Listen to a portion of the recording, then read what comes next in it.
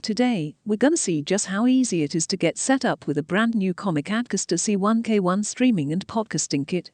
In the box, you receive the ADCaster USB interface and Star X2's microphone and a box of cables, as well as a desk mount microphone stand. So to get started, just connect the ADCaster to your computer using the included USB-C cable. The ADCaster works on both Mac and PC computers. You can power on the device by long pressing the power button on the right side. If you're using a Mac computer, you need to visit System Settings and Sound and change the input and output to the Comica ADCaster. If you're using Windows, simply download the driver and follow the steps to install. Once it's installed, you can go to Windows Settings. Navigate to the Sound menu and select as your input and output device.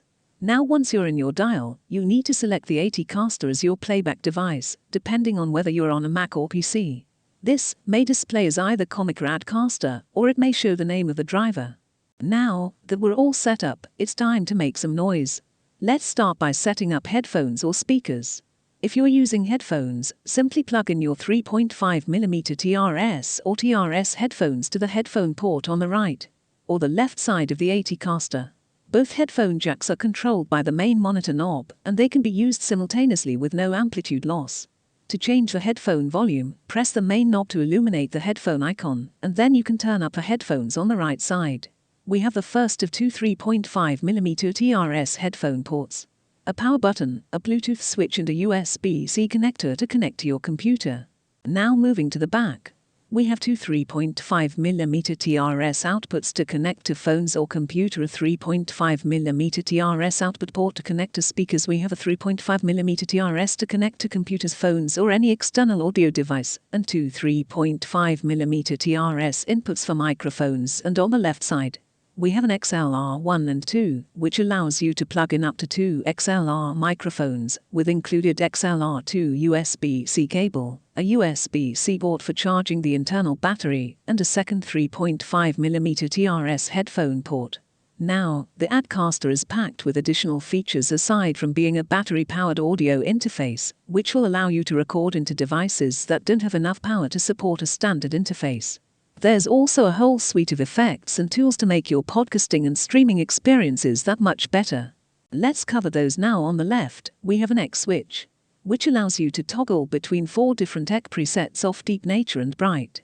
Beside that, we have a reverb setting. This allows you to talk between 4 different reverb settings of room, stage and hall. In the middle, we have 3 LED dynamics indicators, which will show the input level of channel 1 and 2 respectively, as well as the headphone level to the right. We have effects, which will cycle between 6 different presets of vocal tuning, female effects, male effects, robot effects, and even monster effects, which are a whole lot of fun.